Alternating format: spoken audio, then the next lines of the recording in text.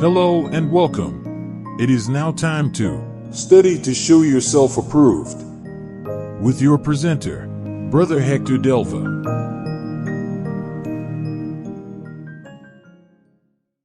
Greetings, one and all, and let me take this opportunity to welcome all of you to our Bible study for this evening. My name is Hector, and once again, I will be your presenter for our session.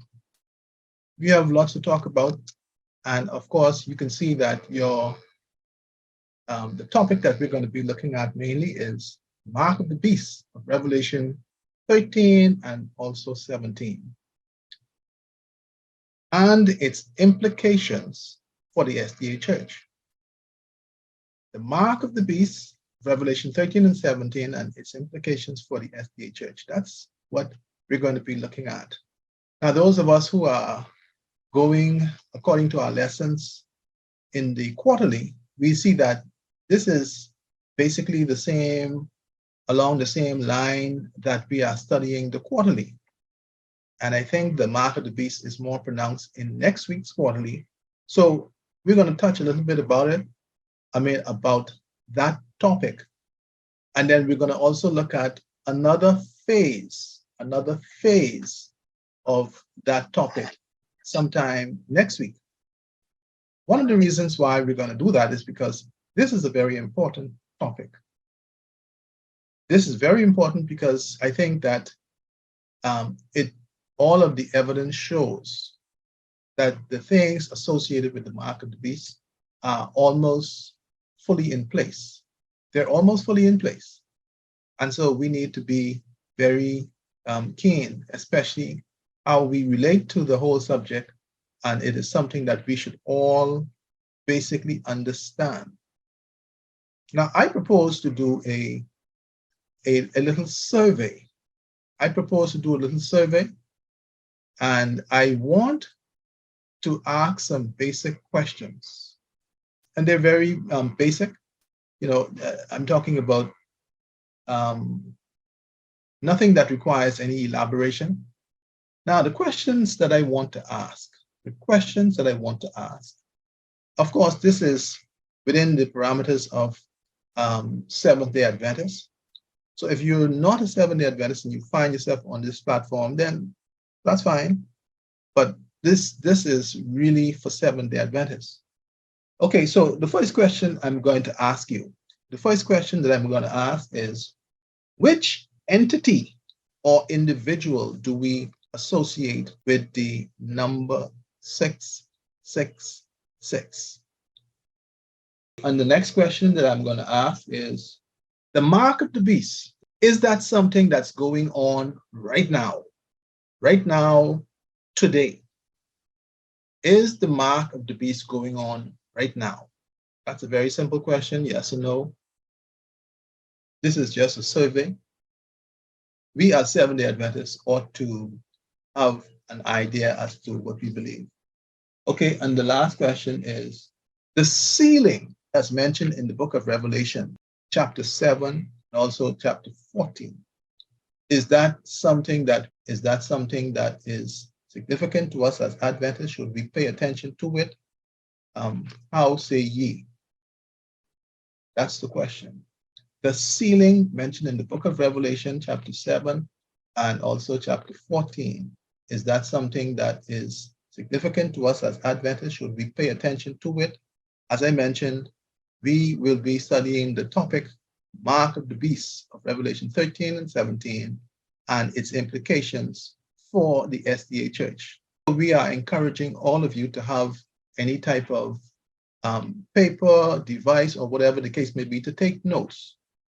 Even though we will be quoting scriptures and they will be on the screen, we want you to have your Bible, we want you to have your references from the Spirit of Prophecy, and you will be able to check for yourself. Even if you're not checking at the same time, take the references so that you can do so afterwards. Accept nothing that the presenter says. Treat the presenter as suspicious. This is something which we promote and we tell you to be like the Bereans. The apostles went throughout Jerusalem as they studied with the people.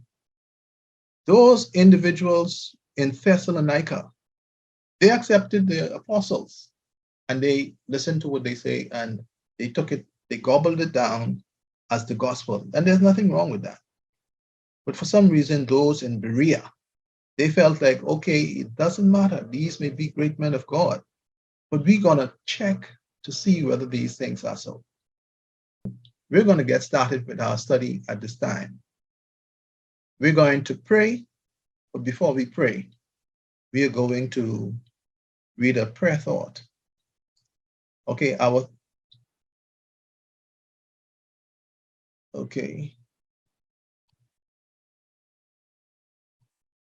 okay,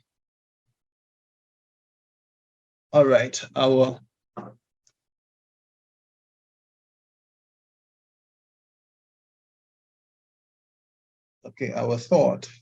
thought for some reason was not put on the, it was not put on the screen. And so you must forgive me for that, but you can take the reference from where the thought is coming from.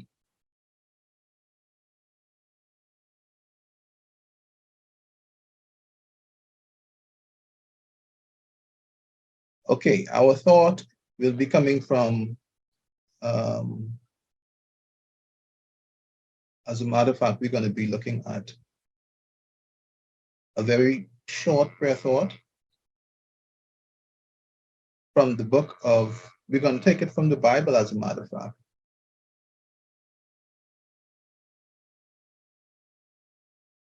And the thought is coming from the book of Acts, chapter 17. Book of Acts, chapter 17.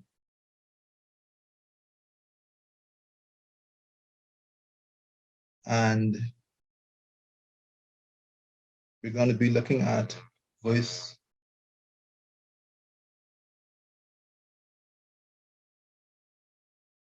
numbers.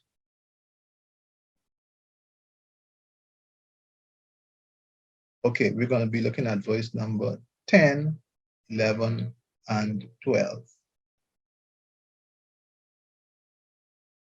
Acts chapter 17, verse numbers 10, 11, and 12. That's our prayer thought before we pray. And it says, and the brethren immediately sent away Paul and Silas by night unto Berea, who coming thither went into the synagogue of the Jews. These were more noble than those in Thessalonica, in that they received the word with all readiness of mind and searched the scriptures daily whether those things were so. Therefore, many of them believed, also of honorable women which were Greeks, and of men, not a few. Okay, so that is our brief prayer thought. And this is one of the reasons why we are encouraging you to check, is because we are admonished to do so according to the scriptures.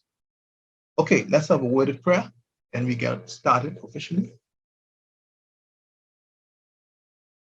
Our Father and our God, we pause once again to thank you for your blessings that you've bestowed upon us as a people. We thank you for the opportunity and the privilege that you've given us to come and share and to discuss your word. Father, we realize that we are living in the end times, and the subjects that we are following and that we're researching has to do with us as a people directly.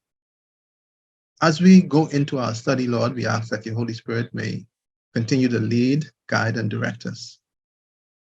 Envelop each one of us collectively and individually, and lead our minds unto all that has to do with righteousness.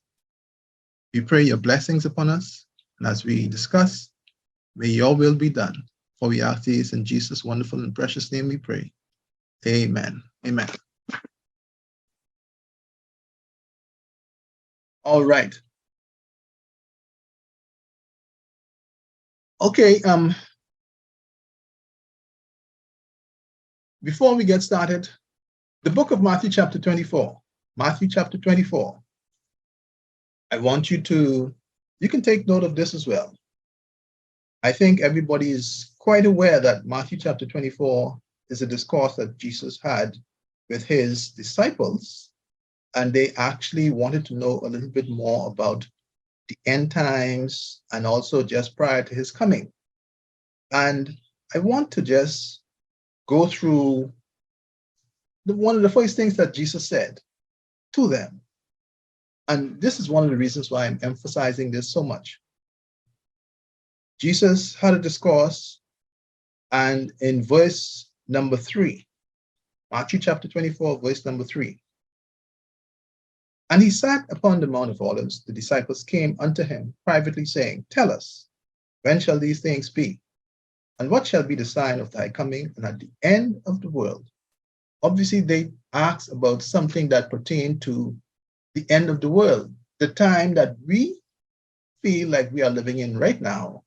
Jesus was asked about that. And here's what Jesus said. The first thing that he said, and Jesus answered and said unto them, Take heed that no man deceive you. For many shall come in my name, saying, I am Christ, and shall deceive many. And you shall hear of wars and rumors of wars. See that ye be not troubled. For all these things must come to pass, but the end is not yet.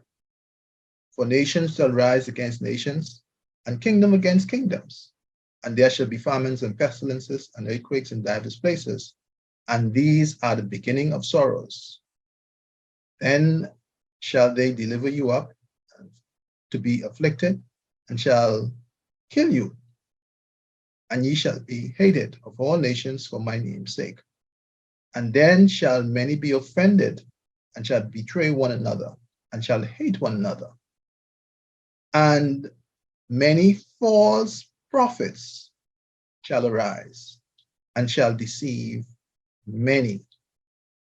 Okay, so I'm going to stop right there. But it seemed as if Jesus was so concerned about the deceptions that would be rampant during the end times. Jesus mentioned it at least 3 to 4 times. And so one of the things that we need to make sure is that we are not deceived. And that's one of the reasons why we are admonishing you to study to show yourselves approved. Now we're going to go into the book of Daniel. The mark of the beast is something as Seventh-day Adventists, have its roots, its foundation in the book of Daniel. We are admonished to study both books. One is a complement of the other. So the foundation of what we're going to be looking at is laid in the book of Daniel, and it's further developed in the book of Revelation. I also want us to take note that the exposition of scriptures that we have adopted in our understanding of many of the prophecies, I think they should be coming from the Bible and the spirit of prophecy, but it seems as if we have adopted the ideas of ordinary writers, and we have acted on and accepted some of the things that they wrote as the gospel, as it were. We're going to look at 1 or 2 of the expositions by Uriah Smith. Uriah Smith is one of the theologians that we have actually embraced, and some of the things that he mentioned we have adopted. And so when I say we, I'm talking in the context of the Adventist Church. And so we need to look at that and to see whether his understanding is consistent with what the pen of inspiration says and also what the Bible says. So all of these things are in the mix, and I want us to now take a look at the book of Daniel. We're going in the book of Daniel, and we're going to look at a reasonably understood passage that most of us can relate to. Our first passage takes us in the book of Daniel chapter 7. Daniel chapter 7. And then we're looking at the origin of the beasts and their meanings. Those beasts that are mentioned in the book of Daniel chapter 7, we're going to take a look at that. And we're going to see exactly how they impact us as we transition in the book of Revelation. Daniel chapter 7, we're going to read verses 2 to 4. And it says, Daniel spake and said, I saw in my vision by night, and behold, the four winds of the heaven strove upon the great sea, and four great beasts came up from the sea, diverse one from another. The first was like a lion and had eagle's wings. I beheld till the wings thereof were plucked, and it was lifted up from the earth and made to stand upon the feet as a man, and a man's heart was given to it. Okay, that is something that we are all familiar with. Let's continue. Now we're going to read verses 5 and 6 of Daniel 7, and it says, And behold, another beast, a second, like to a bear, and it raised up itself on one side. And it had 3 ribs in the mouth of it, between the teeth of it. And they said thus unto it, Arise, devour much flesh. So that's 2 beasts, the lion and the bear. Verse 6 says, After this I beheld, and lo, another like a leopard, which had upon the back of it 4 wings of a fowl. The beast had also 4 heads, and dominion was given to it. So we have a third beast mentioned, the lion, the bear, and the 4-headed leopard. Okay? And then we're going to read verses 7 and 8. And it says, After this I saw in the night visions, and behold, a 4th beast, dreadful and terrible, and strong exceedingly, and it had great iron teeth. It devoured and brake in pieces, and stamped the residue with the feet of it. And it was diverse from all the beasts that were before it. And it had 10 horns. Verse 8, I considered the horns, and behold, there came up among them another little horn, before whom there were 3 of the first horns plucked up by the roots. And behold, in this horn were eyes like the eyes of a man, and a mouth speaking great things. Now, how do we relate to those beasts that were spoken of and the ensuing descriptions? The 4 winds striving upon the great sea, what does that mean? Of course, in the book of Revelation chapter 17, that's something that we should always keep into our mind, because it actually helps us to appreciate what the understanding of some of these symbolic terms are. Revelation 17 and 15, it says, the waters are peoples and multitudes and nations and tongues. So these waters that are mentioned, or the great sea, the 4 winds striving upon the great sea. Winds are a symbol of strife and commotion, of course, as we are aware, the four winds of heaven striving upon the great sea represents the terrible scenes of conquest and revolution by which kingdoms have attained to power. And that's a quotation taken from The Great Controversy, page 439 at paragraph 3. So, to put it simply, the beasts that we spoke of are four kings, or the word kingdoms are used interchangeably.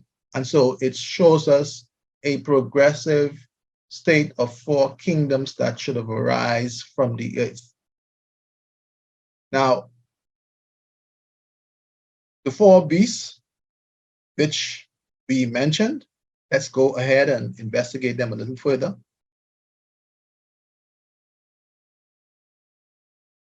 As a matter of fact, before we go into them, we know as Adventists, because we're not going to spend too much time on these beasts, we know that the four winds and those beasts represent Babylon, that's the lion, Medo Persia, the bear, that's raised up on one side, Greece, the four-headed leopard, and the great nondescript beast, dreadful and terrible and exceedingly strong with great iron teeth.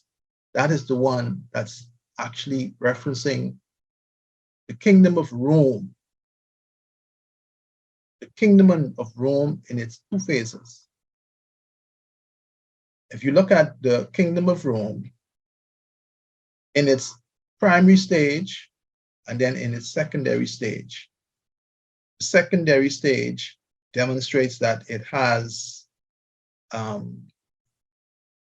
a horned head that emerged, a horned head that emerged. That's significant, and I think we ought to understand that. Now, let's go into it a little bit. This nondescript beast, which was diverse, is the beast, of course, is Rome, the Roman Empire, because it was Rome that conquered the Grecian Empire. The 10 horns are 10 kings that were to arise out of the Roman Empire. And that's according to Daniel chapter 7, verses 24. The little horn points to the rise of the papacy. Daniel chapter 7 and verse 25. The second phase of the nondescript beast. So that little horn had eyes and a mouth, which actually is a head combination. So that horn head is very important. It's one of the linchpins of the foundation for this study. And of course, we know that that little horn head plucked up 3 of the horns. And that's according to Daniel chapter 7, verse 20 to 24. Those 3 horns that were plucked up by the horn head combination were the Herulites, the Vandals, and the Ostrogoths. Those were the barbarian tribes that were around during that time. And when the little horn, which came about, that was a horn head combination. And it was that horn head that was responsible for eliminating 3 of the horns. Now we know that that is the Roman system of government. One of the reasons why the Bible describes it as nondescript was because it was a mixture of pagan and Christian and Jewish laws. No one could actually describe it, and hence the name emerged. The first phase of the beast was pagan Rome, of course, as we know. Second phase was ecclesiastical or papal Rome. The 3 plucked up horns. The 3 plucked up horns. Of course, we know that I just mentioned that a while ago. All right. So that is something that's very important. Now, one of the reasons why we are looking at that is because that horn-head combination is the one that was tyrannical, that was responsible for the annihilation of all of those individuals during the Dark Ages. They were responsible for the martyrdom of a whole lot of the people at that time for their faith. So that was a very important thing that had taken place. This little horn head combination is a church state combination.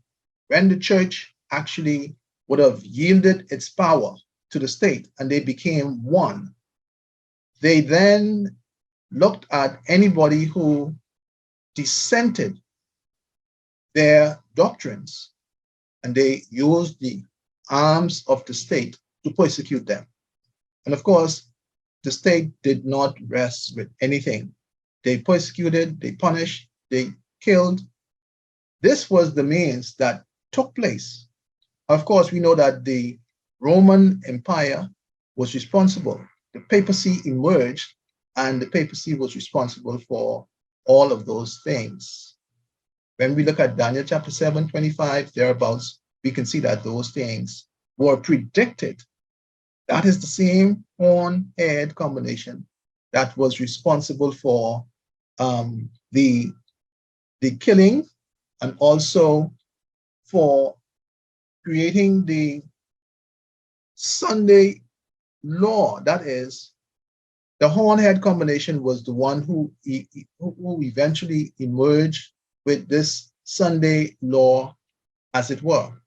It was the papacy who was responsible, and the Bible predicted that it would think to change times and laws.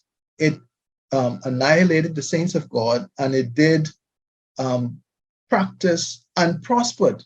And then, of course, it attacked the sanctuary by bringing up its own priesthood. And of course, we have a whole lot of things that were done, and God permitted those things to take place. And that's one of the reasons why, as Adventists, we need to know exactly how this affects us, because we see that in short order, there's something that's going to arise that's going to be very similar. Very similar. Okay, so let's now go to the book of Revelation. The book of Revelation. Why are we going to the book of Revelation? We've actually spoken a bit about the book of Daniel to the extent where we have a pretty good idea as to what took place then. Now, I want to transition to the book of Revelation simply because some of the things that we're going to go through are not necessarily things that we usually focus on, but I want us to just go through it so that we'll understand. Now, the book of Revelation chapter 13, that's something that we are familiar with. Book of Revelation chapter 13, no doubt we are familiar with that. Revelation chapter 13, we're going to read the first 10 verses. The first screen has the first 5, and the second screen will have the second 5. But this here is something that we should also note. And it says, "And I stood upon the sand of the sea, and I saw a beast rise up out of the sea, having 7 heads and 10 horns, and upon his horns 10 crowns, and upon his heads the name of blasphemy. And the beast which I saw was like unto a leopard, and his feet were as the feet of a bear, and his mouth as the mouth of a lion.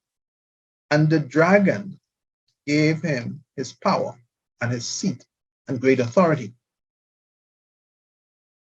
And I saw one of his heads as it were wounded to death, and his deadly wound was healed. And all the world wondered after the beast. And they worshipped the dragon, which gave power unto the beast. And they worshipped the beast, saying, who is like unto the beast, who is able to make war with him? And there was given unto him a mouth speaking great things and blasphemies, and power was given unto him to continue 42 months. Okay, let's go to the next screen. Verse 6 to 10 says, and he opened his mouth in blasphemy against God, to blaspheme his name and his tabernacle, and them that dwell in heaven. And it was given unto him to make war with the saints, and to overcome them. And power was given him over all kindreds and tongues and nations. And all that dwell upon the earth shall worship him, whose names are not written in the book of life of the Lamb slain from the foundation of the world. If any man have an ear, let him hear. He that leadeth into captivity shall go into captivity. He that killeth with the sword must be killed with the sword. Here is the patience and the faith of the saints. That definitely is something that we're familiar with. We've read that. And of course, our understanding of that is what we may not have actually elaborated upon. So let's go and take a look at how ought we relate to this particular subject. And let's go and take it piece by piece. Now, this leopard-like beast, some refer to it as a composite beast. Why? Because it has a composition of all of the beasts that were before it. Those beasts were mentioned in the book of Daniel. So that's something that we ought to know. Now, these, as we can see, this particular beast, the composite beast or the leopard-like beast, synonymous terms, it came from the sea or the old country. And of course, that's where the world's population was. That basically in Europe. All of those things actually started there. And like the fourth beast of Daniel chapter 7, 1 through 8, and is composed of them in its head, feet, and body and horns, showing it to be a descendant of these ancient empires, characterizing our world today. So the beast of Revelation chapter 13, we need to now understand that it is a whole beast. This is referring to an entire beast. Now, there are several components of this beast that we should be familiar with, but this is a beast. Daniel, when we reference the lion, back in those days, the lion represented those who were ruling the world at that time. And they were eventually conquered by the Medo-Persians. And of course, the Medo-Persians were the ones who were on the scene. They were responsible for the then known world at the time. The Grecians came about, and then of course the Roman Empire. The then known world was, as they came about and they assimilated, as they dethroned those other nations, they assimilated them, and then they became the extreme power. So it constituted the then known world at that time. This particular beast here represents the world that we live in today, particularly emphasizing the Western culture or the Western world, because this is a beast that has 7 heads, 10 horns, 10 crowns. And so the combination suggests that it's the entire world. It's not an entity. We've been led to believe that this particular beast is talking about the papacy. This is too much for one entity. Because as we look at this particular beast very carefully, we're going to discover that the papacy, while I agree that it is a part of this beast, but it doesn't represent the entire beast. As we look into, let's go down a little bit, as we look into Daniel chapter 7 and 8, the horn-head combination depicted by the papacy was a religious body, clothed with civil power. Therefore, the wounded head of Revelation 13 and 3 depicts the papacy deprived of its civil authority. That was due to the Reformation. That is something that maybe we may not have actually focused on as a church. Horn-head combination was the papacy. What made it so dangerous was that it was the church who yielded up its power to the state, and as a result, the tyrannical engine that was formed was responsible for the death and persecution of people who dissented. They did not want to agree with their religious faith, and as a result, persecution came about. This was prominent. And what afforded that to take place? The fact that they had the backing of the state, the military power. If you didn't believe what we taught in the church, we put the military on you and we kill you. And that was basically what was going on, particularly during that time. So all of the great persecution that was around during that time, especially that were under the auspices of the papacy, that was because there was the church-state combination. The church and state were acting as one. But now when we look on this particular beast here, we see that this beast is represented as the beast having 7 heads. And one of the heads was wounded. That wounded head, we submit, is talking about the papacy. And why does it actually take on that form? Because the horn is stripped of it. So it's now relegated to the same head that the rest of the 6 heads have. But only one thing is that this particular head, without the horn power, is a wounded or a head that has a deadly wound. So the papacy at that particular time was ineffective because the horn had been removed. This is something that we need to know.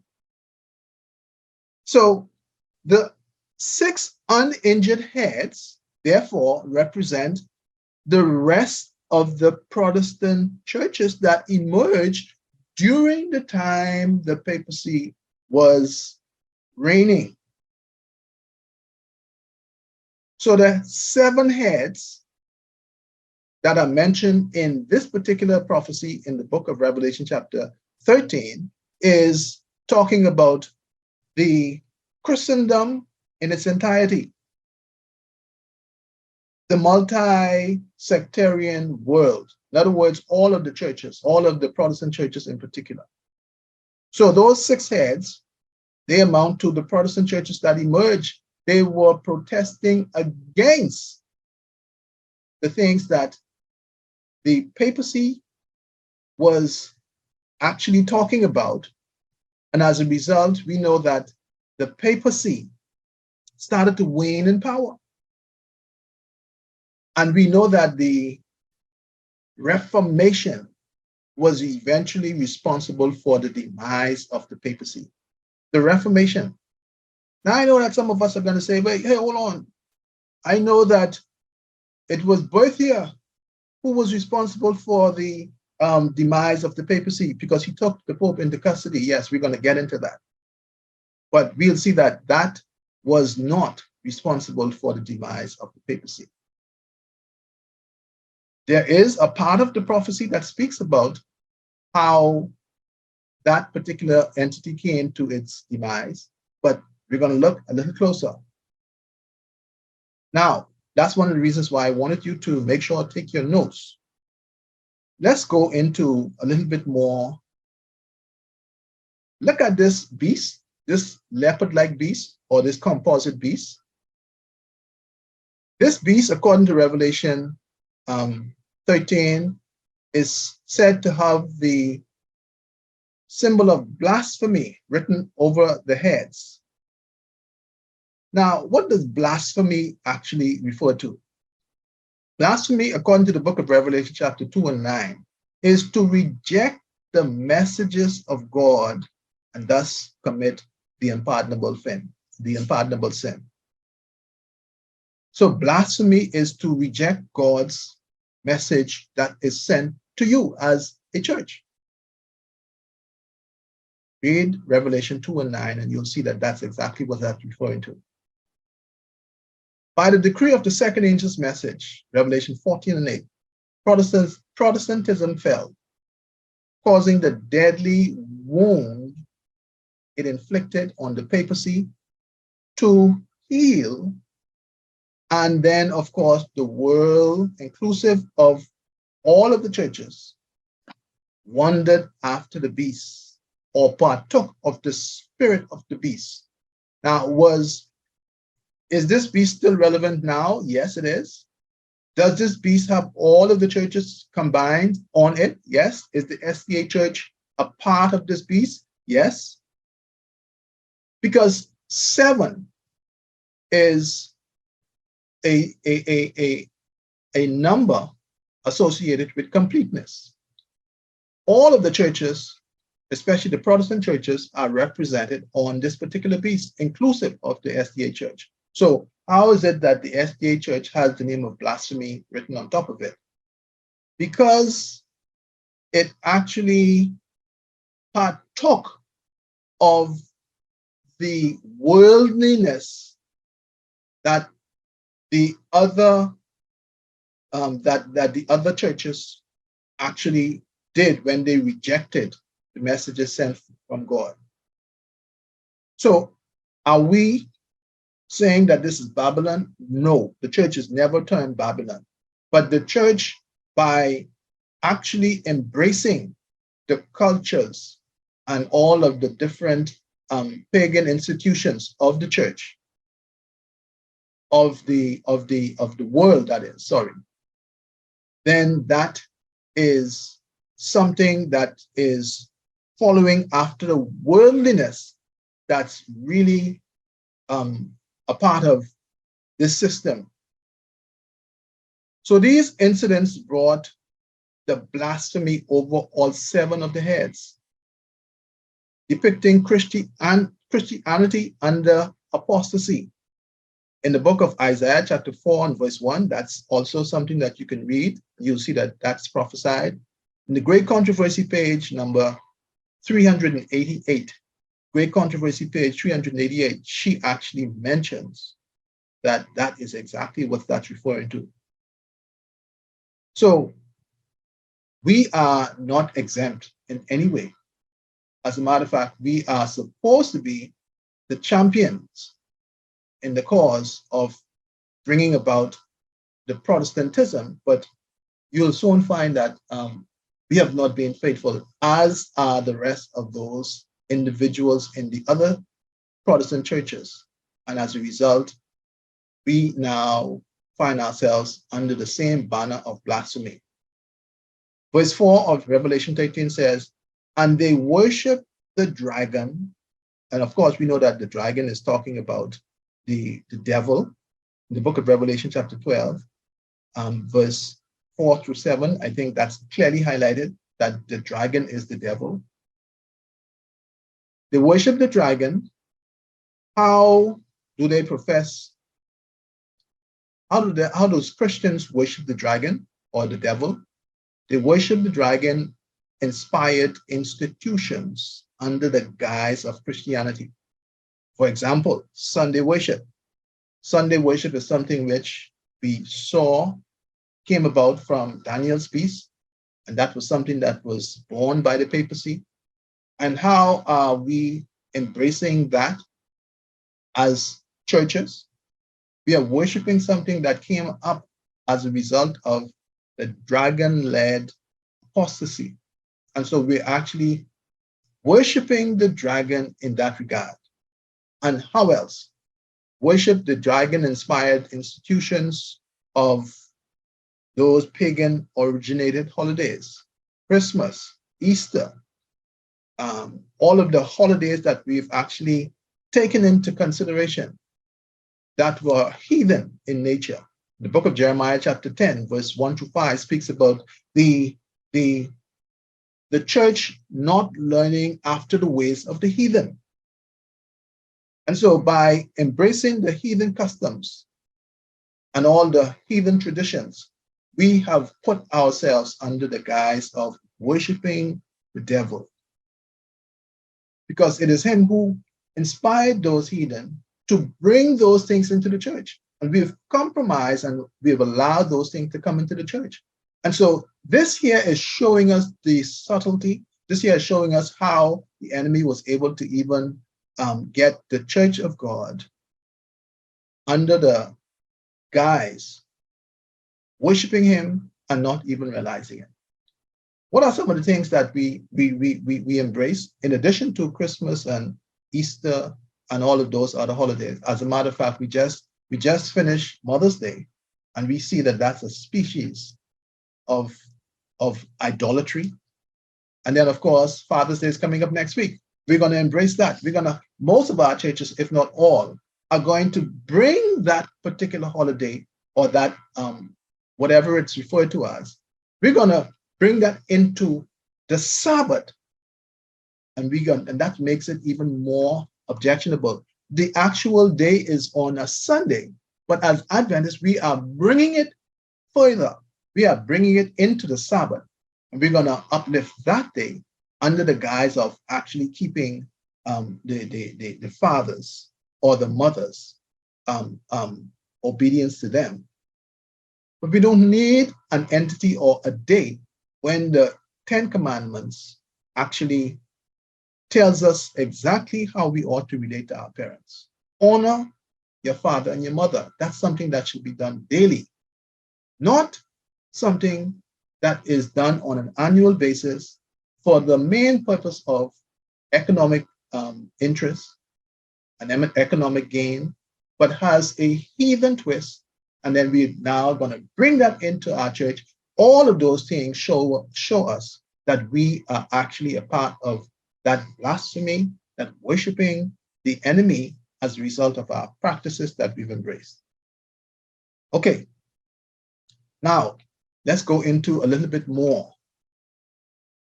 And I'm taking a little bit of time, and even if we have to go into a part 2, I want us to understand this, because some of the things we are not getting into all of this in the quarterly.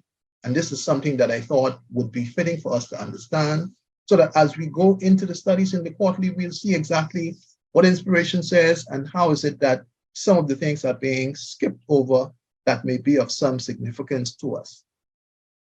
Now, let's go and look at what do the 42 months of blasphemy of Revelation 13, 5-7 actually reveal.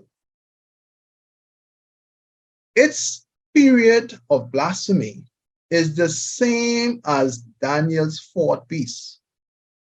Daniel 7, 8-25, in its second phase, ecclesiastical Rome.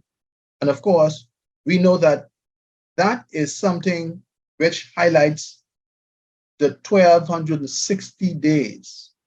And actually, we know that that's referring to the 1260 literal years of the Dark Ages.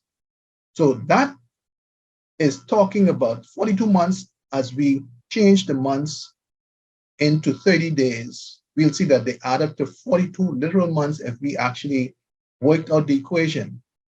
42 literal months would would be equivalent to the 1260 actual literal days, years. And so that is something to show us that what was happening in the book of Daniel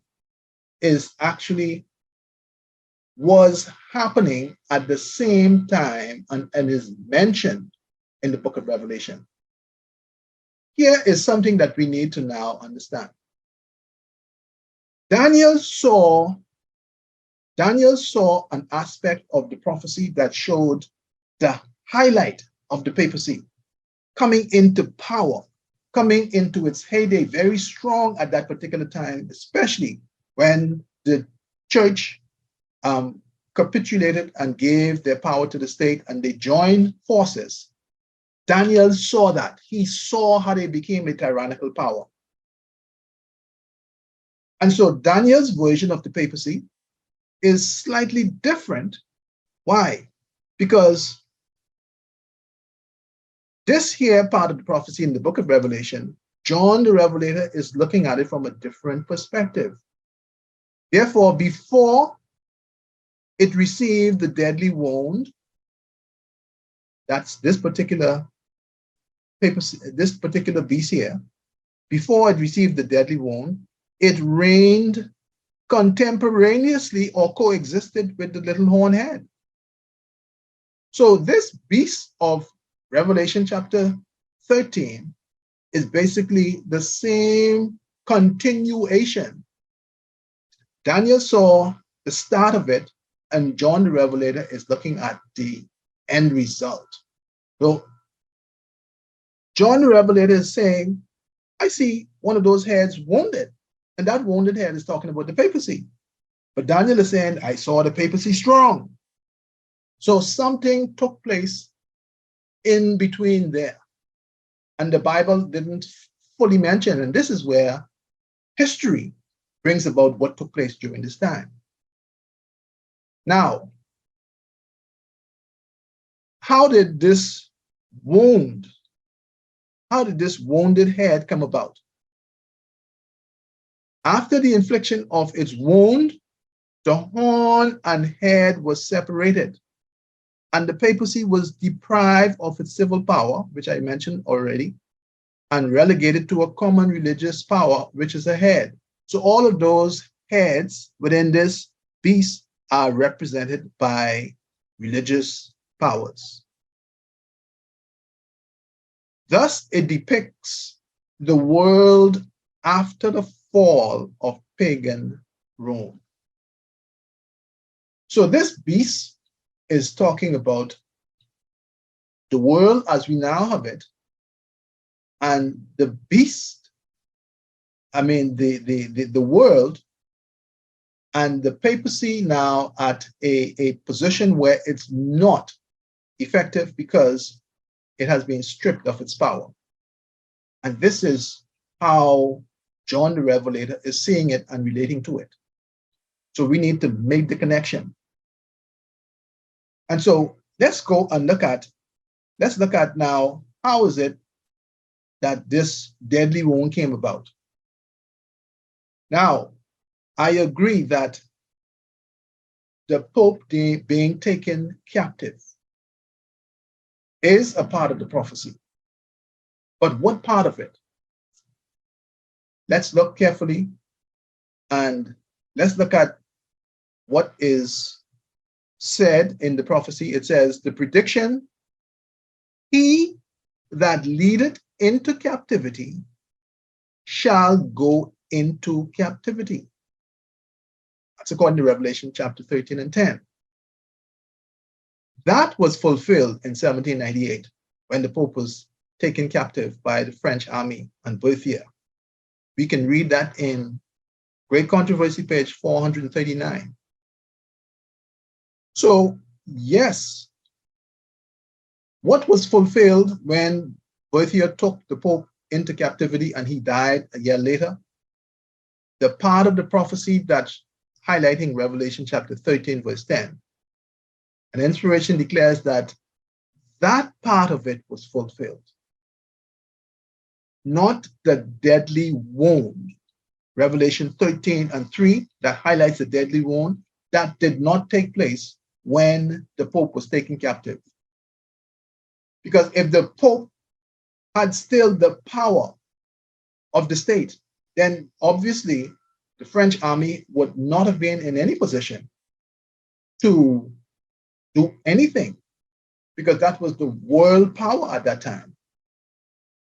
And so obviously something must have taken place to wean that power from the papacy. And I submitted that it was the Reformation. And of course, as we examine some of the scriptures and also examine some of the Pen of Inspiration's quotes, we'll see that that's exactly what took place. And so let's read a few quotes. Had it not been for the wounded state of the papacy due to the activities of the Protestant Reformation, the Pope would not have been in prison. Let's read a statement from the Great Controversy, and this is something that I want you to either screenshot or look at the references. Great Controversy, page 155, at paragraph 1. It says very clearly, through Luther's, we know that Martin Luther was one of the champions of the cause of the Reformation.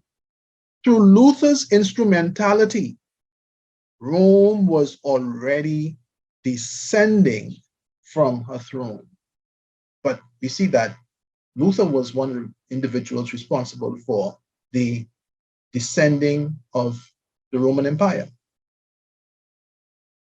Great Controversy, page 162, at paragraph number 1, it says, by the power of truth, the papacy had sustained a defeat which would be felt among all nations and in all ages.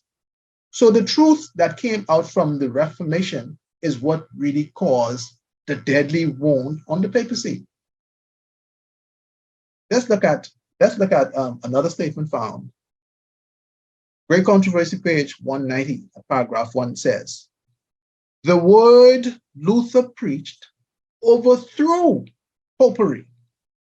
And that's very definite, and it's very important, because these are the statements that we should be familiar with that constitute how the actual deadly wound came about. And if you want a statement that actually dealt specifically, that actually mentions a dreadful blow, look at Testimonies for the Church, volume number 1, at page 373. And it says, Luther dealt a most dreadful blow to the papacy. All of those things show us that the papacy came to its demise when the Reformation came about. And as one church went off the scene, so to speak, the other church came and kept that momentum going. When we came on the scene, we should have actually done a whole lot more, but we see that the Bible declares that the deadly wound was healed. So protesting against the falsehoods of the Catholic Church is what eventually brought a healing to that deadly wound. And that's something that we should be familiar with, because this is something that we don't usually go into any substance. So what does the leopard-like beast actually reveal? Let's look at some of the highlights of the leopard-like beast versus those beasts in Daniel chapter 7. The leopard-like beast actually reveals the fall of the Roman monarchy. The leopard-like beast also revealed the Reformation. It also reveals the wounding of the papacy. And I think now we've demonstrated the evidence that it's not the taking into captivity that constituted the deadly wound, but it is only a part of the prophecy that shows he that is taken into captivity, he that led into captivity is taken into captivity. But the deadly wound was caused by the Reformation. And then, of course, this part of it shows the rise of Protestantism. This piece also showed the captivity of the Pope, sorry. And of course, that part of it that spoke about, that's Revelation chapter 13 and 10. He that taketh into captivity, that part of it was fulfilled when the Pope was taken captive. Then it also represents the world before the wound, that's before the deadly wound of the papacy. And then it also is referencing the world during the deadly wound. And then, of course, it is showing that the world after the papacy's wound was healed. Thus, while Daniel's beast shows the rise of the papacy, John the Revelator saw this composite beast that shows the fall of the papacy. That is something, brethren, that we will pause at this time, and we will now just reflect a little bit, because that's something which we need to take into consideration. And I hope that you would have written all of those references. And this is actually being recorded, so if you want a copy of it, you can get it. But this is something that we don't usually focus on. As a matter of fact, let me just getting a bit heated. This is something which we don't usually focus on. And let me just get rid of something here. Just give me a second here.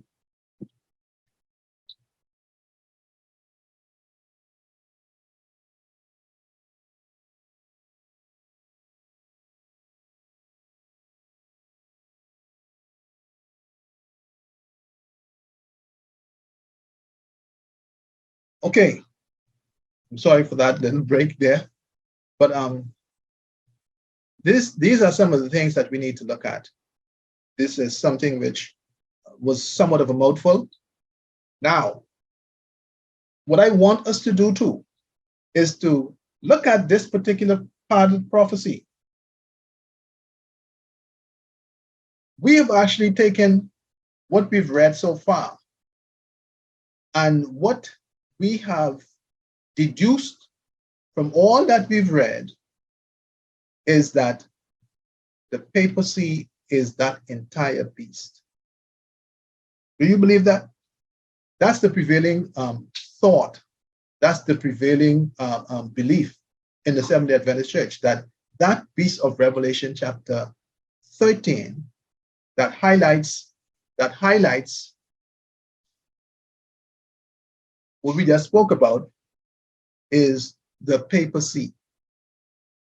And do you see how much rich history, how much rich information that cannot just simply just go away just like that, because we have looked at it from a very narrow point of view?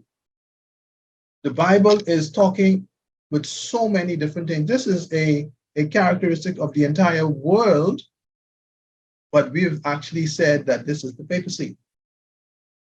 But what I want us also to do now, as we go a little further, let me see how the time is looking. I don't want to, okay. I want us to now look at, this is the same Revelation chapter 13. Now, Revelation chapter 13 introduces another beast. Revelation chapter 13, I repeat, introduces another beast. So we're going to go into that, and we're going to look at the significance of this other beast that's now being mentioned. So we're looking at two beasts. What we have done as a church is we have amalgamated those two beasts, and we treat it as one. And hence we come up with the conclusion that the papacy that we've actually taken for granted as that entire beast is the one who is going to enforce the mark of the beast system. Because as we continue to read now, we'll see that it mentions the beast that has that mark. Let's go now into Revelation chapter 13. We're going to read from verse 11 through 18. And we see that it's introducing another beast. It's not the same beast. Revelation 13 and 11 says, "And I beheld another beast coming up out of the earth, and he had two horns like a lamb, and he spake as a dragon." So the introduction of this other beast in the prophecy of Revelation chapter 13 shows that we have two different entities being portrayed here. So we cannot treat them as one. What is this next entity that just came up?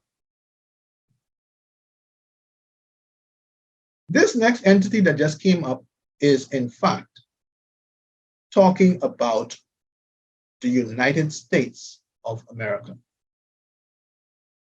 The United States of America. How do I know that? The Great Controversy, page 440, it says, "What nation of the New World was in 1798 rising into power, giving promise of strength and greatness and attracting the attention of the world? The application of the symbol admits of no question. One nation, and only one, meets the specifications of this prophecy. It points unmistakably to the United States of America. The beast was seen coming up out of the earth, and according to the translators, the word here rendered coming up literally signifies to grow or spring up as a plant. And as we have seen, the nation must arise in territory previously unoccupied.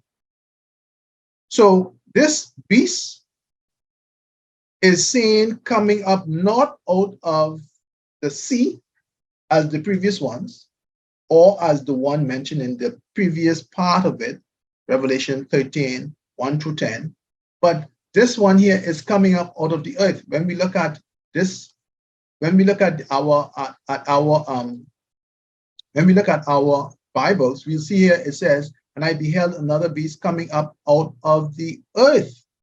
So the origin of this beast here is a different one from the one of the previous one mentioned in verses 1 through 10.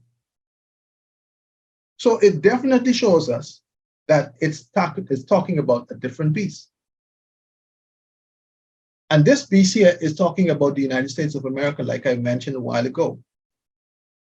Okay, so now let's look at the characteristics of this particular beast.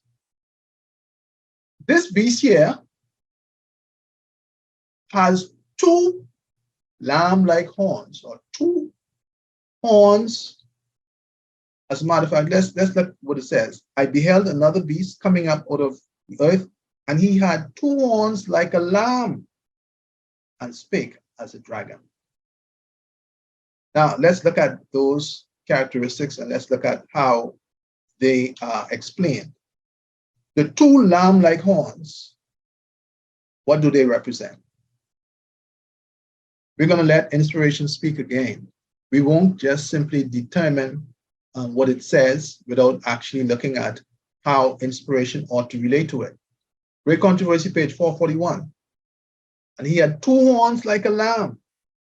The lamb-like horns indicate youth, innocence, and gentleness, fitly representing the character of the United States when presented to the prophet as coming up in 1798. Among the Christian exiles who first fled to the America and sought an asylum from royal oppression and priestly intolerance were many who determined to establish a government upon the broad foundation of civil and religious liberty.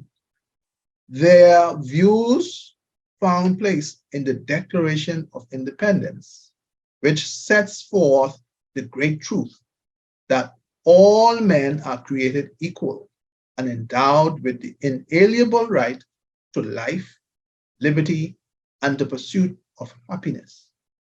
This obviously is something which we know based on the American Constitution, and of course, based on what inspiration is saying here. This is something representing the United States of America and what it stands for. So this piece here is significant. The United States of America, it is a beast that had lamb-like horns, but the Bible says it later spake as a dragon. Let's go ahead and look at what the lamb-like horns also represent as well. Great Controversy, page 441. It continues and it says, and the Constitution guarantees to the people the right of self-government, providing that representatives elected by the popular vote shall enact and administer the laws.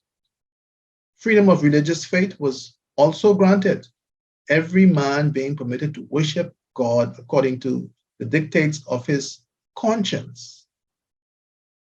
Republicanism and Protestantism become the fundamental principles of the nation.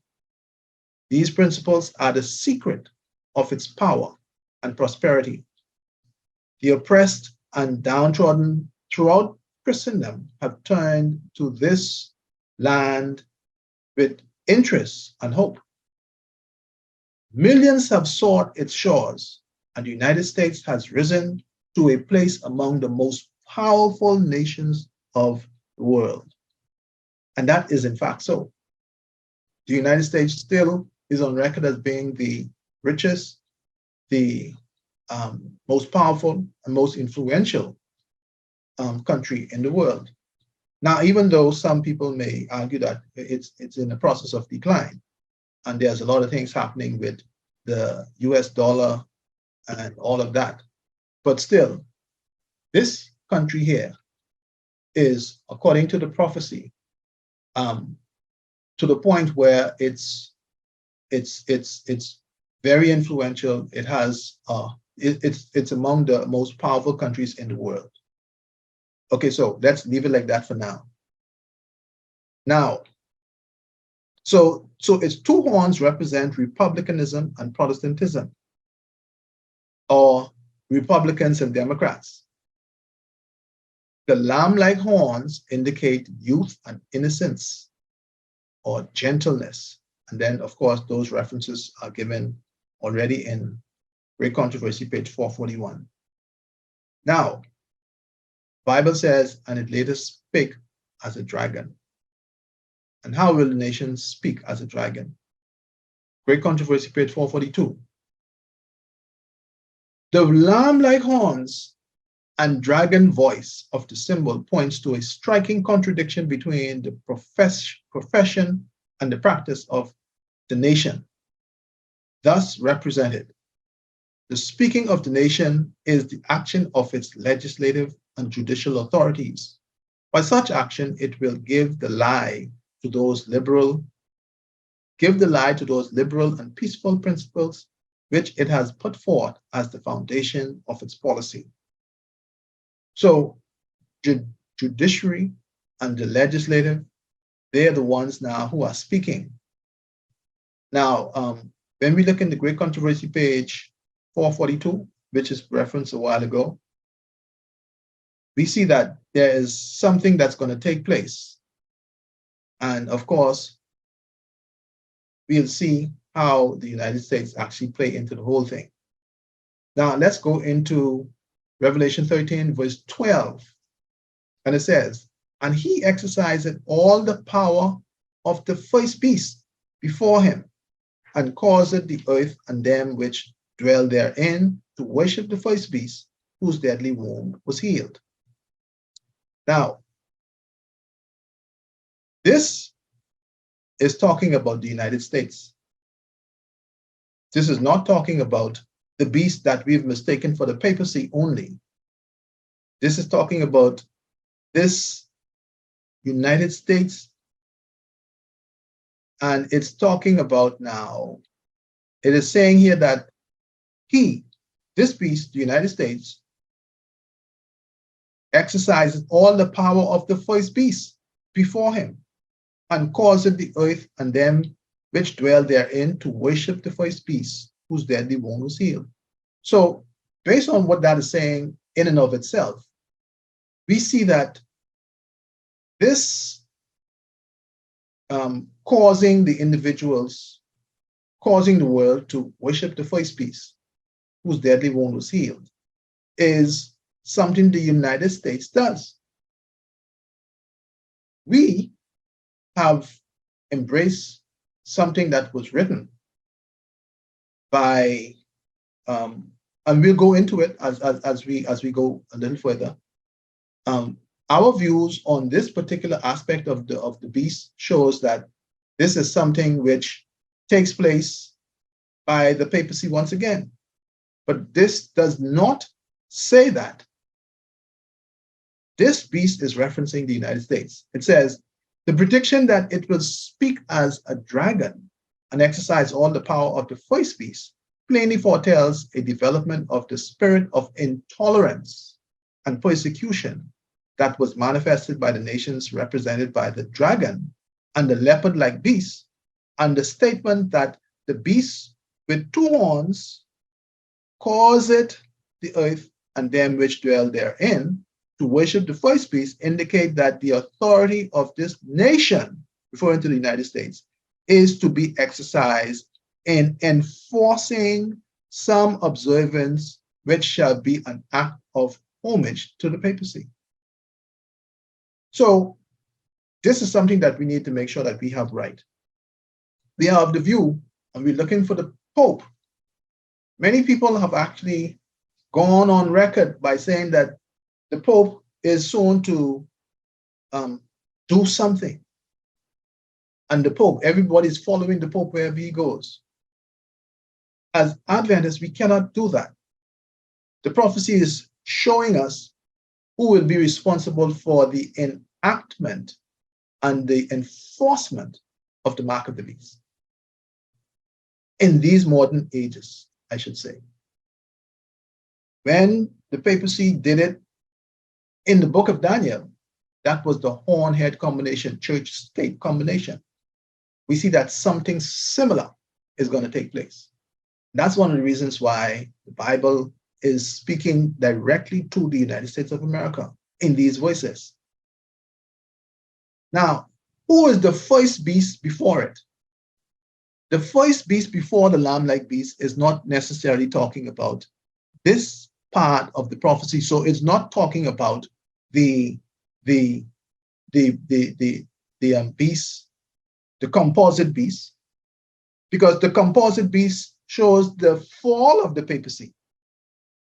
It's talking about the beast that's highlighted in the book of Daniel, chapter 7, that shows the rise of the papacy when it was fully clothed with the powers of the state.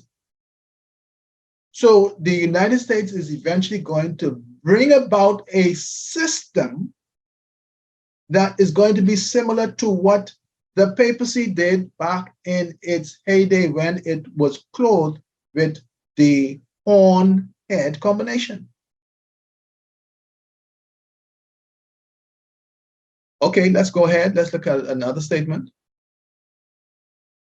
And it says, this is Revelation 13, verses 13 and 14. And it says, and he doeth great wonders, so that he maketh fire come down from heaven on the earth in the sight of men, and deceiveth them that dwell on the earth by the means of those miracles which he had power to do in the sight of the beast.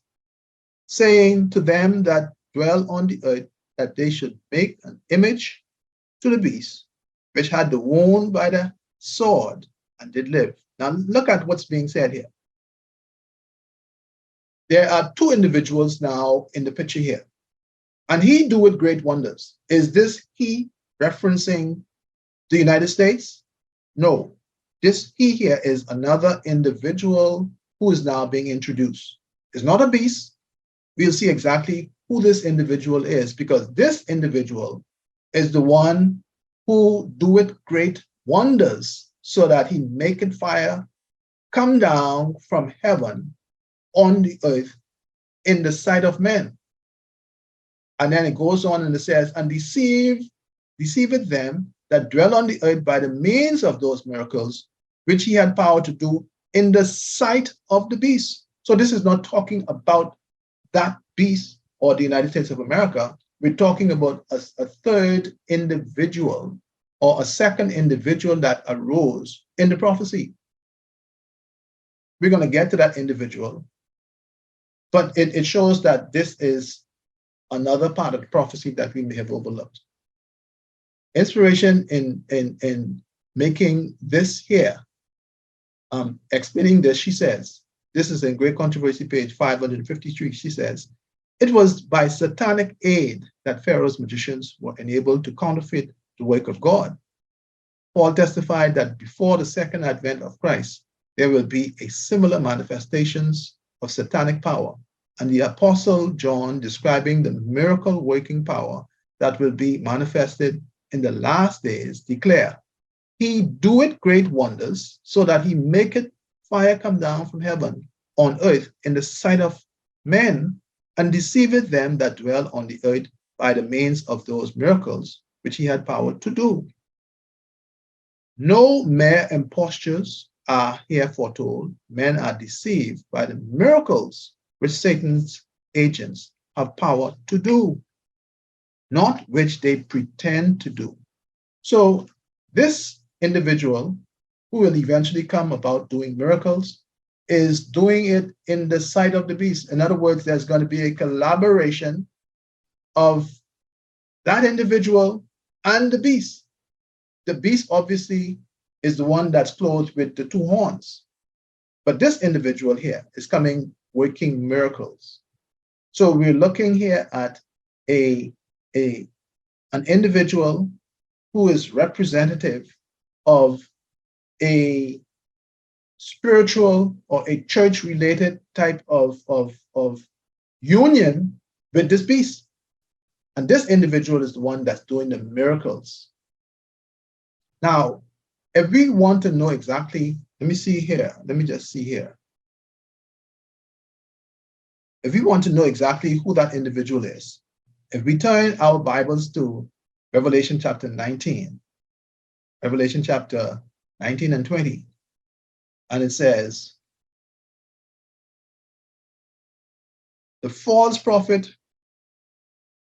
the beast and the false prophet are the ones that are mentioned. Revelation 19:20 says the false prophet is the one who wrought the miracles in the sight of the beast.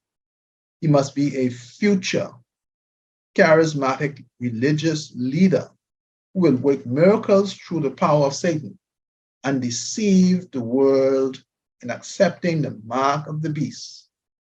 This reveals a national alliance of church and state, this false prophet and the beast.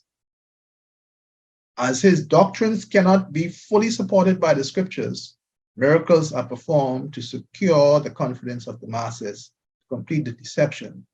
Satan will appear as an angel of light, healing diseases, and at the same time working as a destroyer. That's a statement taken from Great Controversy, page 589.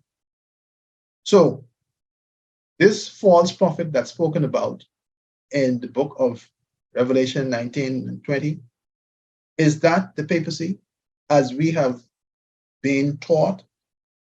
Everybody is the papacy as far as we are concerned, it seems. But we say that that false prophet is also the papacy. Is that false prophet the papacy, or is that false prophet the devil? The false prophet is not the devil.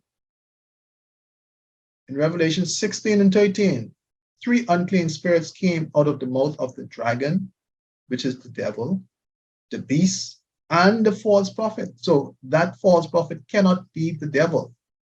And of course, the false prophet is not the papacy. So we see that these figures that arise now are things that we've been taught to, or that we believe are all a part of the papacy. But these are different entities that will be involved in this thing that is soon to break loose on the world. But it's coming, it's going to be manifested, and it's going to be enforced by the United States of America. So these things are things that we should always try to remember. Is the false prophet the Pope? No, because we see that the false prophet comes to his end before, along with the beast, before the destruction of the Pope.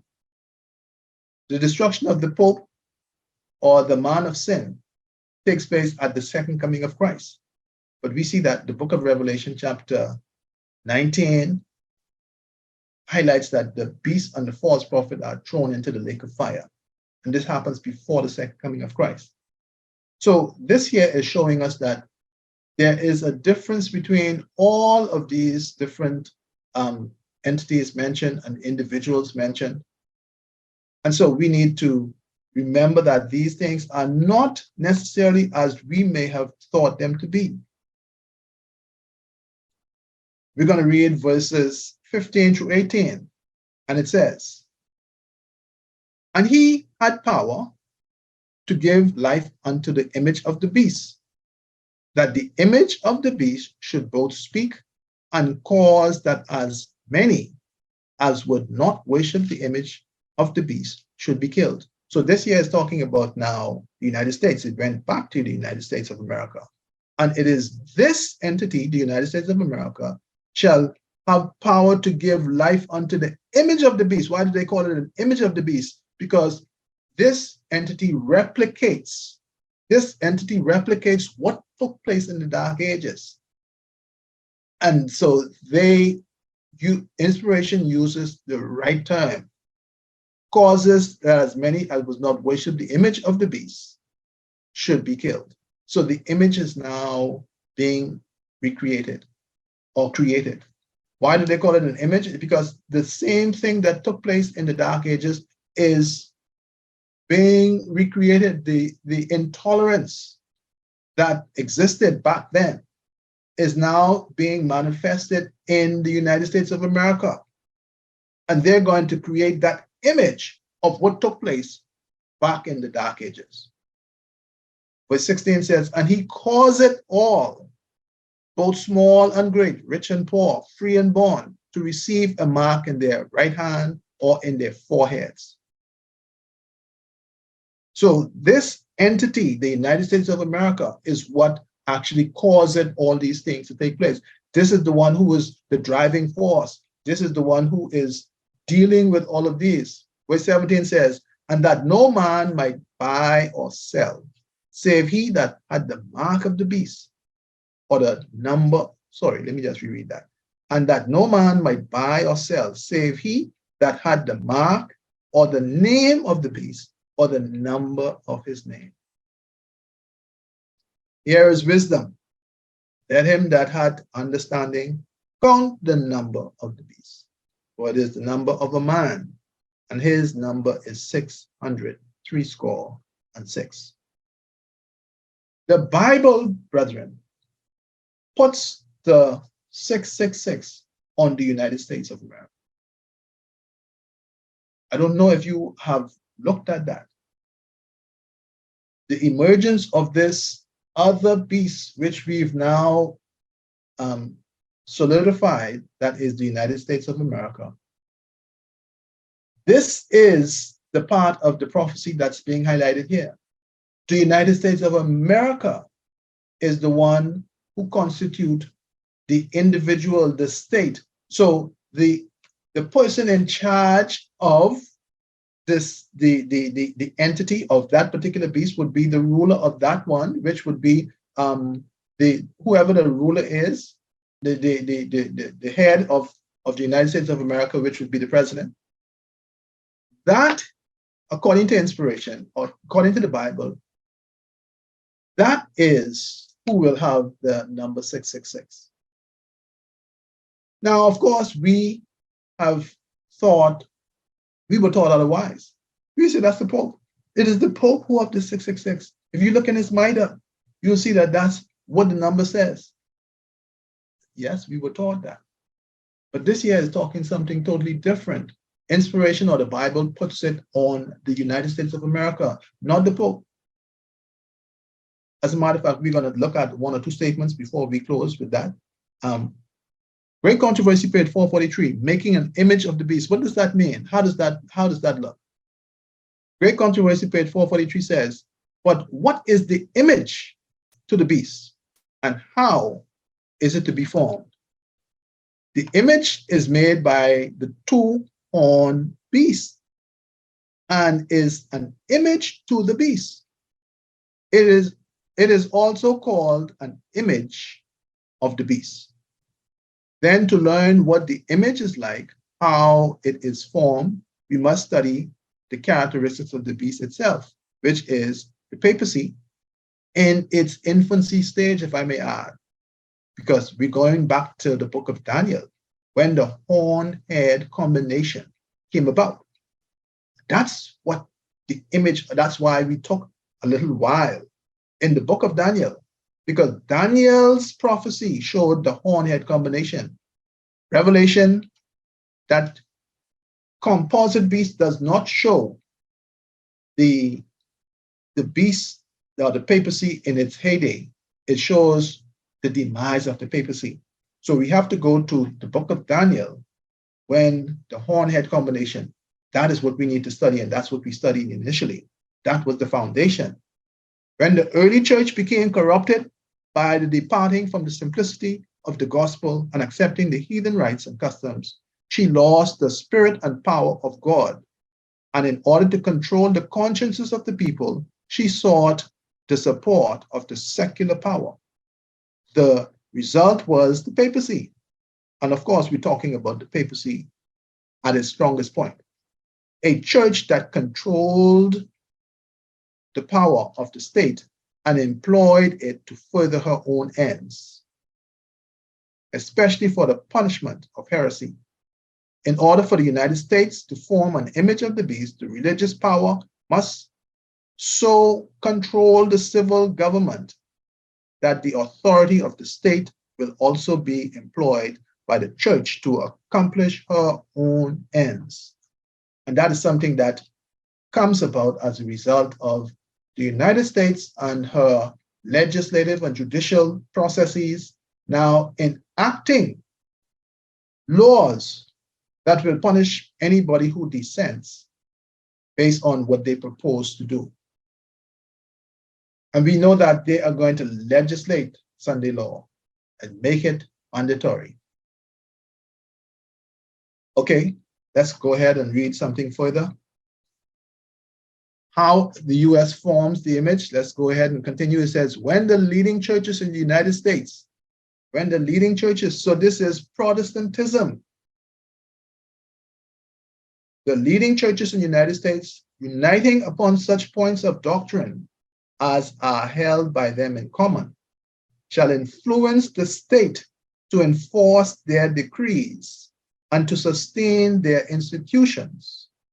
Then Protestant America will have formed an image of the Roman hierarchy, and the infliction of civil penalties upon dissenters will inevitably result. So Protestant America, the Protestant churches is what brings this about, not the Catholic Church. Now they bring about an institution started by the Catholics, yes. So the Catholics are behind it, and of course the devil is behind everything. But it is that church state institution that the devil found so effective back in the heyday of the papacy that will be recreated, hence the image of the beast, and not the actual mark of the beast, as it were.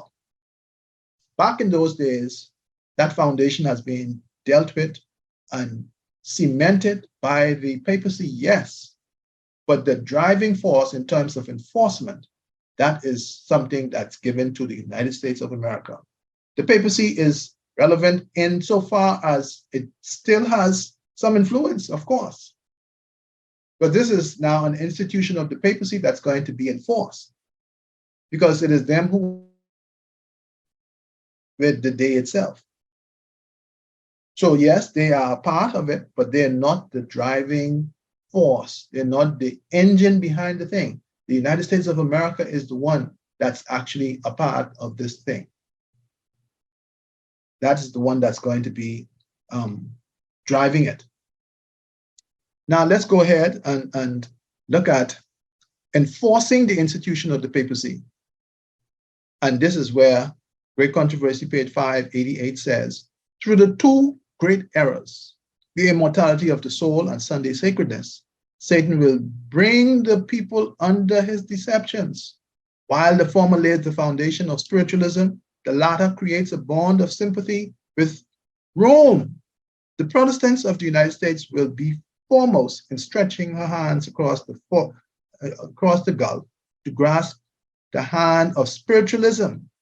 They will reach over the abyss to clasp hands with the Roman power, and under the influence of this threefold union, this country will follow in the steps of Rome in trampling on the rights of conscience.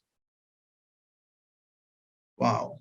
So we see like a movie being recreated with different actors, but the same end result.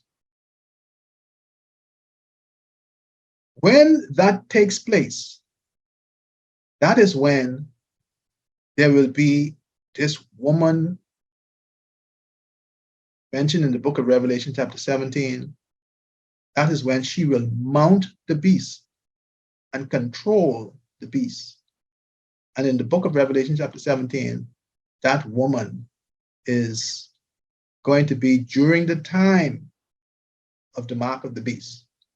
Now, let's go ahead and look at another statement that shows us that this is something that has to be enforced first. It has to be enforced first before the woman is realized. It says, this, the U.S. enforcing the institution of the papacy. It says in Testimonies, volume 5, page 451, by the decree enforcing the institution of the papacy in violation of the law of God, our nation will disconnect herself fully from righteousness. When Protestantism shall stretch her hand across the gulf to grasp the hand of Roman power, when she shall reach over the abyss to clasp hands with spiritualism, then under the influence of the threefold union of our country shall repudiate every principle of the Constitution as a Protestant and Republican government, and shall make provisions for the propagation of papal falsehoods and delusions, then we may know that the time has come for the marvelous working of Satan and that the end is near. When this would have taken place, brethren, there's something which we should also be aware of. Let's continue this part first.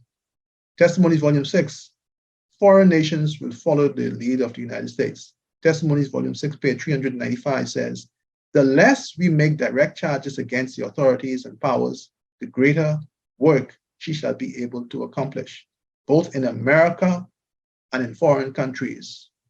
Foreign nations will follow the example of the United States. Though she leads out, yet the same crisis will come upon our people in all parts of the world.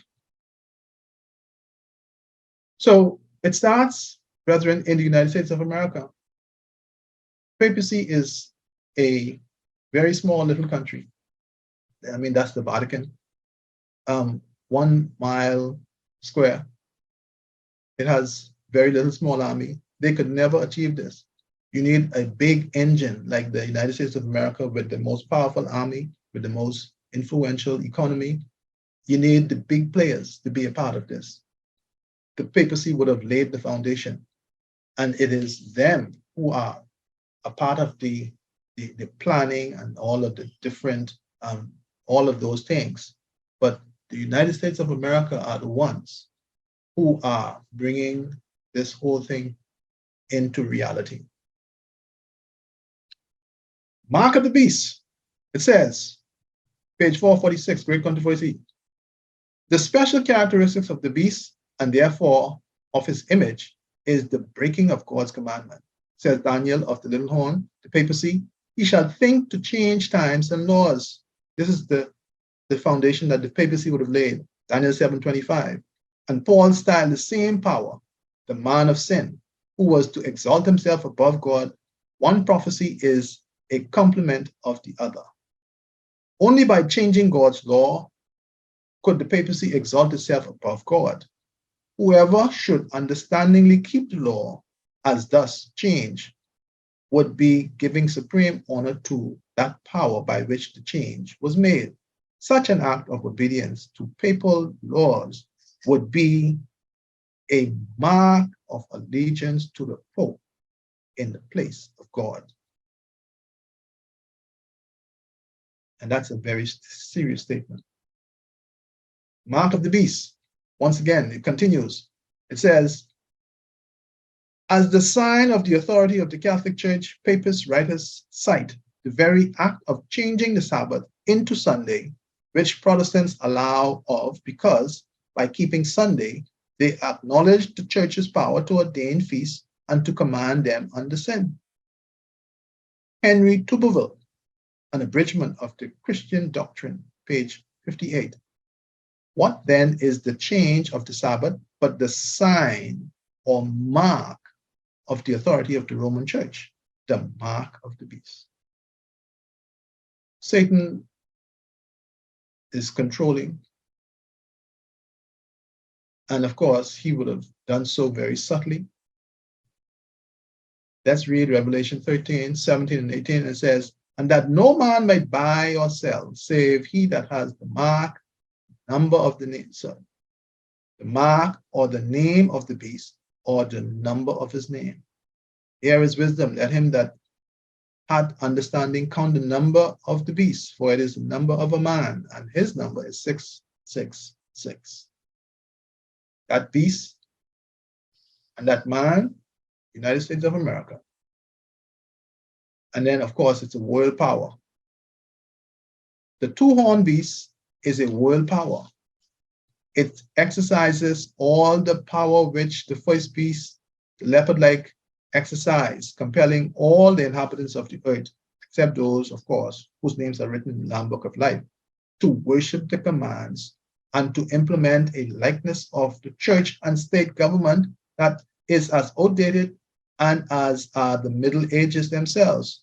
This power is to control the world's markets. So we see that this particular entity is going to control the world's markets as well. There is a statement taken from Word to the Little Flock. That's a little publication that was written by James and Ellen White. On page number 12 of that publication, it says, Michael is to stand up at the time that last power in chapter 11 comes to its end. Chapter 11 of chapter 11 of chapter 11 of the book of Daniel. The book of Daniel comes to its end, and none to help him. This power is the last that treads down the true church of God. And as the church is still trodden down and cast out by all Christendom, it follows that the last oppressive power has not come to its end, and Michael has not stood up. This last power that treads down the saints is brought to view in Revelation 13, verses 11 through 18. That is something that perhaps was read, but not examined carefully, Because yes, it does mention Revelation 13. And we have actually taken that Revelation 13 and we've made a blanket application to include the part of it that speaks about the 666. But only from verse 11 through 18, which highlights the United States of America, is the one that's going to be responsible for the 666. And that is the one, according to inspiration, once again. Now, let me just go through one or two things before we close here. This is something that Uriah Smith is the one who wrote the book Daniel and Revelation. And that is the book that we've used to adopt and embrace most of our doctrines as far as prophecy is concerned. This is what he says. He says, the prophet now takes up more particularly the subject of this great Babylon, and in order to give a full presentation of it, goes back and gives some of the facts of her past history. That this apostate woman, and he's referring to in the book of Revelation chapter 17, and this apostate woman, as presented in the chapter, is a symbol of the Roman Catholic Church. Is generally believed by Protestants. Between this church and the kings of the earth, there has been an illicit connection, and with the wine of her fornication and her false doctrines, the inhabitants of the earth have been made drunk, church and state. The prophecy is more definite than others applicable to the Roman power in that it distinguishes between church and state. We have the woman, the church, seated up the scarlet-colored beast. And once again, we're saying that this woman is the Catholic Church.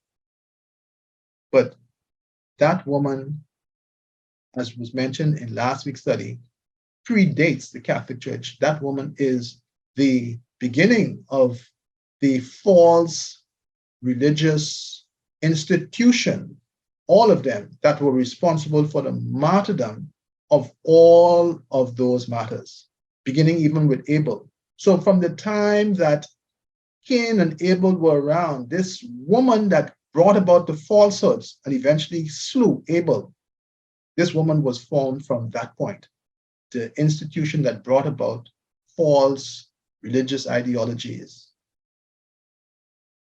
This woman didn't just come up during the papacy.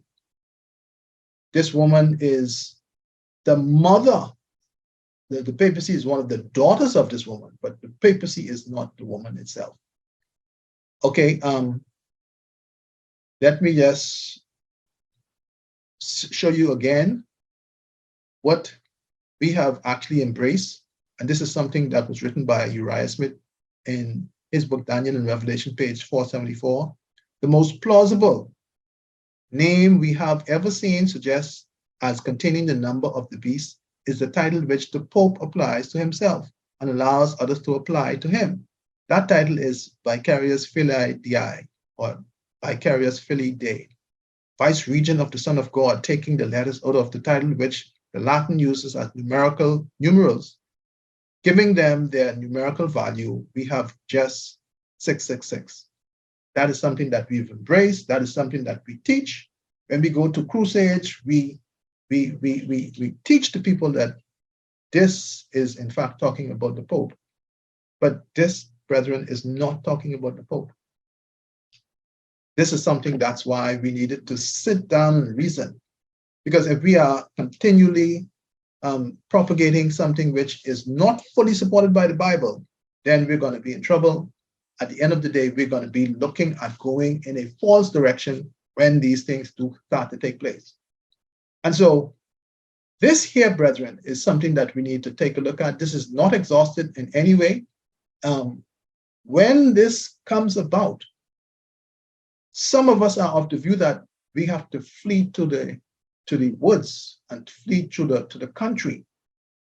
When this comes about is a time when the church, unfortunately, will not be around.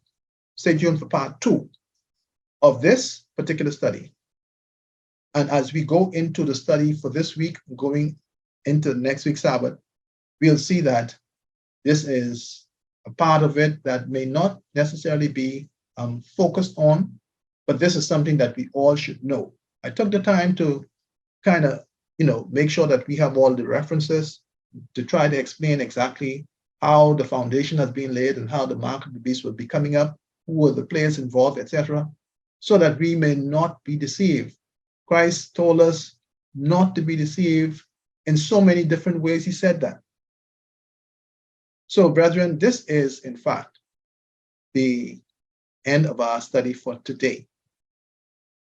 Our next component of the study will be, why do I say that the church, as we understand it, will not be here during this time, during the mark of the beast?